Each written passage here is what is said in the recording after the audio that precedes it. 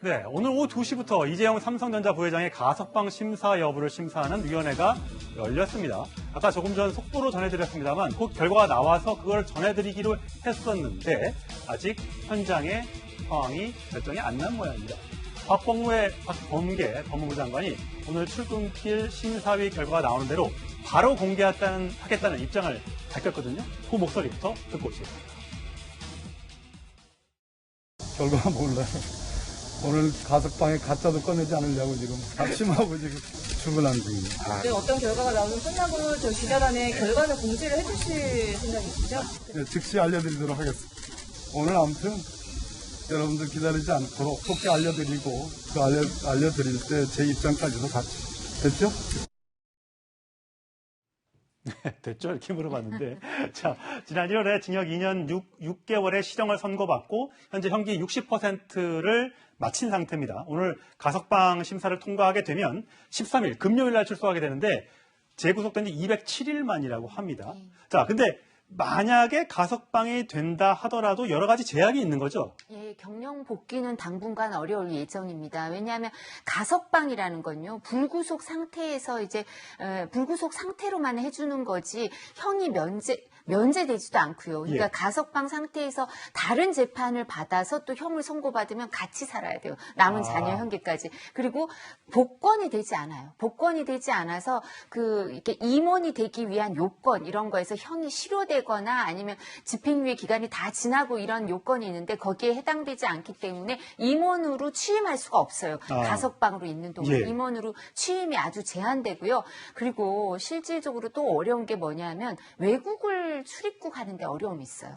특히 미국이나 일본 상륙 허가를 내주고 미국에서도 입국 허가를 해주고 비자를 줄 때 이렇게 가석방 기간 사면하고 달리요. 사면은 다 이제 형이 없어진 거니까 자유로이 드나들게 해주는데 가석방 기간 중인 사람에 대해서는 아주 엄격하게 인터뷰를 하고 잘 안 해주려고 아예 그 비자나 아니면 상륙 허가를 일본은 상륙 허가를 잘 안 해주고 미국도 그 출입국을 아주 엄격하게 하고요. 그래서 사실 외국 출장을 다니는데 아주 어려움이 있을 거예요. 예. 근데 법무부 장관의 특별 허가가 승인이 있으면 갈 수는 있는 거죠? 네, 건건히 승인을 받아야 되는데요. 승인을 받고 그것도 미국이나 일본 상대국에서 그 허가를 보고 또 심사를 해요. 무조건 해주진 않아요. 예, 그렇군요. 참 어려운 부분이 있을 텐데 물론 재벌 오너기 때문에 경영 일선에 복귀를 하지 않더라도 어느 정도 의사결정에 큰 투자나 이런 부분에서는 의사결정을 할 수 있다. 그렇기 때문에 굉장히 이재용 부회장의 사면 복권 문제는 또 다른 문제다. 또 이렇게 얘기하시는 분들도 있어요. 그러니까 지금 정부가 이번 8.15 사면을 하지 않는 것으로 대충 방침을 정한 것 같아요. 예. 이제 그래서 처음에 이야기 나왔던 이명박 박근혜 전 대통령에 대한 사면도 이제 없는 것으로 예. 되면서 이제 이재용 부회장에 대해서는 이제 가석방 쪽으로 이제 아마 방향을 잡은 것 같습니다. 아마 좀 있으면 결과 발표를 할 텐데 저는 아마 가석방이 나올 가능성이 높다고 봅니다.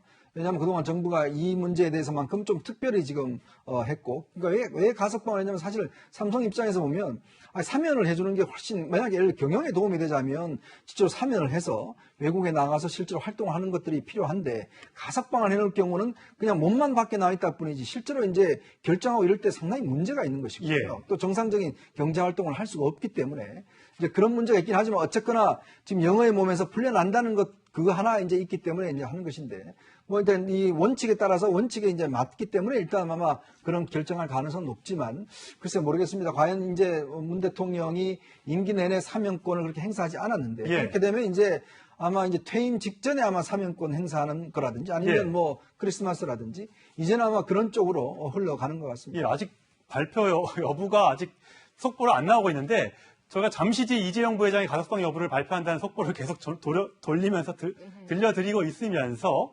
청와대에서 발표가 나왔는데 청와대 발표는 전직 대통령에 대한 사면 여부는 물리적으로 시간이 안 돼서 결국은 발표하지 못한다. 이렇게 물리적으로 시간이 부족하다. 이렇게 얘기를 했습니다. 최진봉 교수님 어떻게 보세요? 그러니까 일단 지금 현재는 만약에 사면하려면 이미 검토를 했었어야 돼요. 그러니까 왜냐하면 사람들이 지금 전부 다 그걸 8.15 때 과연 사면이 일어나느냐 아니냐 예. 이것도 관심이 많잖아요. 그건 이제 명확하게 입장을 표현했다고 저는 봐요. 그러니까 그걸 했으려면 이미 그 전부터 논의가 됐어야 되는 논의가 안 된 걸 보면 8.15 사면은 없는 거다라고 하는 것을 명확하게 입장을 밝힌 거고 앞으로 크리스마스에도 사면이 있을 수는 있겠죠. 그건 대통령의 권한이기 때문에 우리가 이렇다 저렇다 얘기할 수 있는 상황은 아니지만 그러나 이번에 반면에 이제 가석방은 이재용 부회장 같은 경우에 이제 국민적 여론도 그렇고 물론 시민사회단체 일부에서는 반대를 하는 분도 많습니다. 왜냐하면 아직도 두 개의 재판을 또 받고 있는 상황이거든요. 이런 상황에서 가석방이 되고 사면이 되게 되면 그게 또 다시 그러면 재판받고 또 구속이 돼야 되는 거잖아요. 이런 여러 가지 문제 때문에. 그리고 이제 재벌들이나 이런 분들이 이런 그 사면을 너무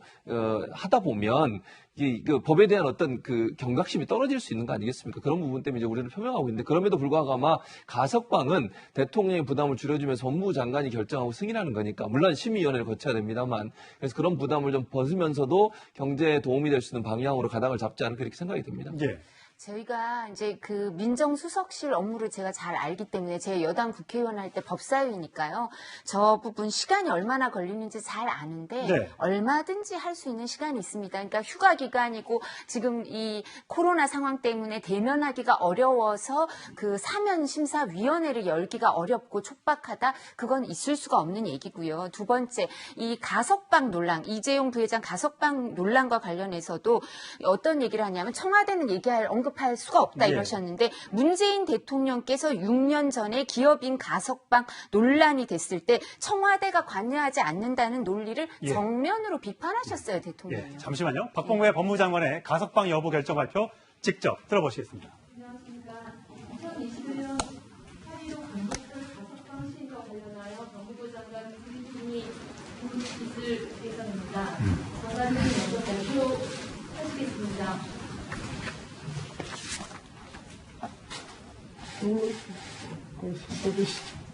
예.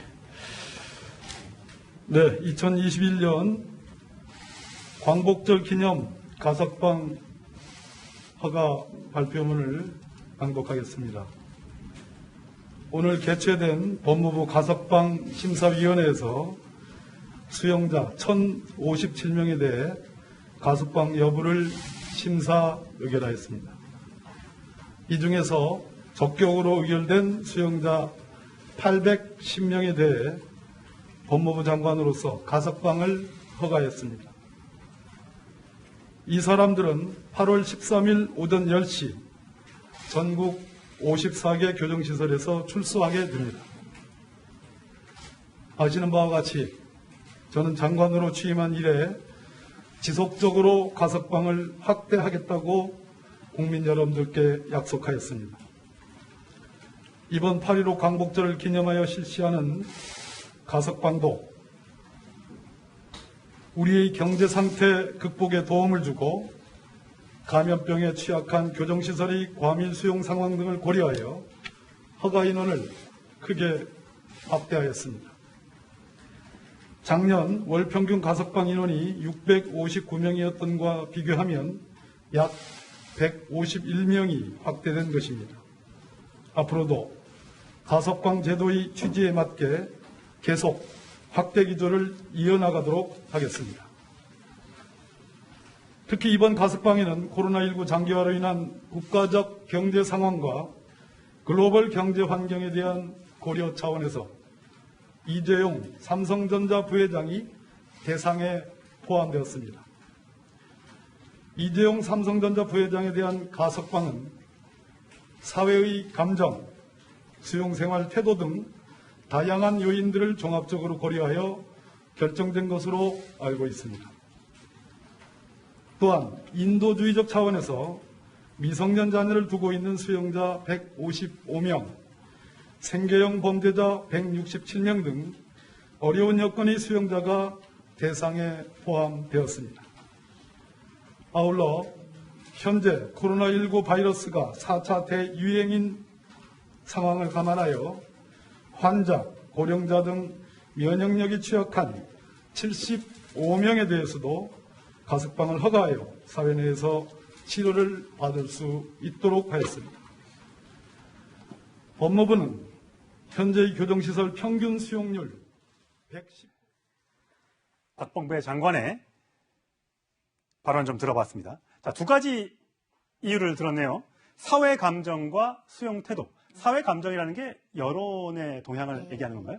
여론조사가 이 관계에서 여러 번 있었거든요. 예. 그런데 여론조사를 보면 모두 다 그 이재명 부회장의 이재용 부회장의 가석방이나 사면에 대해서 긍정하는 여론이 좀 더 많았어요. 그래서 제가 말씀드리고 싶었던 게 이재명 후보랑 이낙연 후보는 이 가석방 관련해서 침묵을 하고 있었어요. 여론이 긍정적이니까. 다른 후보들은 좀 다른 얘기도 했지만 그런 부분이 있고요.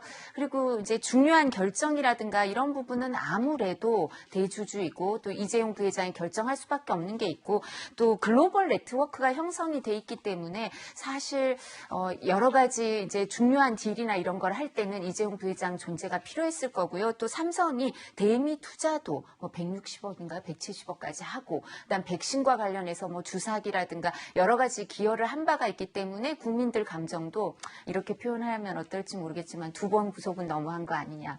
꽤 있었다. 뭐 이런 감정이 있는 것 같아서 아마 나와서 더 기여할 게 있을 거다라는 생각이 있었던 것 같습니다. 오랜 수감 생활 동안 아마 느끼는 게 많았을 겁니다. 내가 어떻게 앞으로 기업을 끌어가야 될지 또 어떻게 잘못하면 이렇게 또 법의 심판을 받을 수 있다는 점을 분명히 깨달았을 것으로 믿고요. 13일 오전 10시에 풀려난다고 하니까 그 소식도 나중에 다시 한번 전해드리도록 하겠습니다.